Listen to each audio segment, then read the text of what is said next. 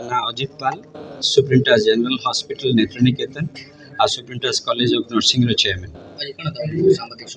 आज सांबादिक सम्मेलन रखिबार मुख्य उद्देश्य होची जे 25 तारीख रे हमर नेत्रनिकेतन जोटा गत 35 वर्ष हवा स्थापित होईची। आमे सुप्रीमटास भाव रे गत 18 वर्ष हवा चलुछु आउ हमर बिना जानत रे से स्थान रे जाई कि सेटा बिल्डिंग रो किछि पोर्शन भंगारुजा करा हेछि। सेठी छात्र छात्री माने थिले सेमानकर परीक्षा आजिठु सेमानकर मानसिक दबाव सेमानको आछि एवं तांकर कैरियर रे एटा गोटे अटैक हेछि बोली मु आपन मानक द्वारा समस्त को अवगत करिया पय एई प्रेस मीट डाकिछि। कारण तो मु जानिनी किंतु सेटा आमे प्रशासन को अनुरोध करिवु जे हमर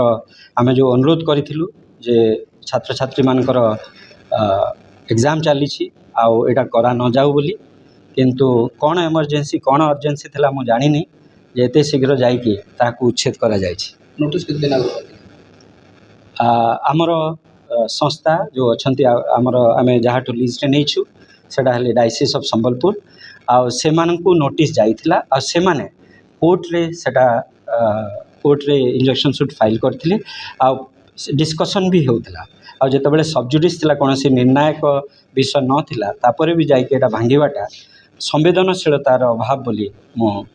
भाबुछि। कोन नर्सिंग होम केते छात्र छात्री सुप्रीम टास्क केते वर्ष एटा होछि 4 वर्षिया कोर्स बीएससी नर्सिंग रो आ एटा कंटीन्यूअसली चले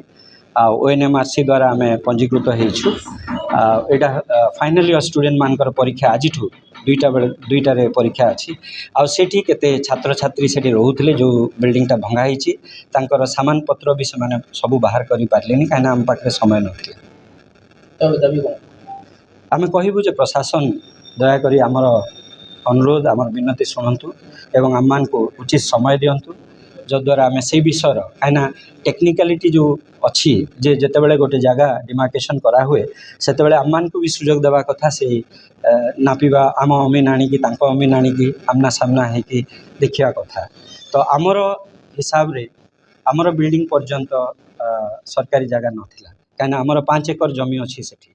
आ आमे सरकारी जमी आमर निज जमी थाई के सरकारी जमी रे आमे काहे कि घर बने तबे एई कथा को टिके डिस्कशन करथिले आ टिके समय देथिले भल हेतांता बोली मो भाबे माने तार चाप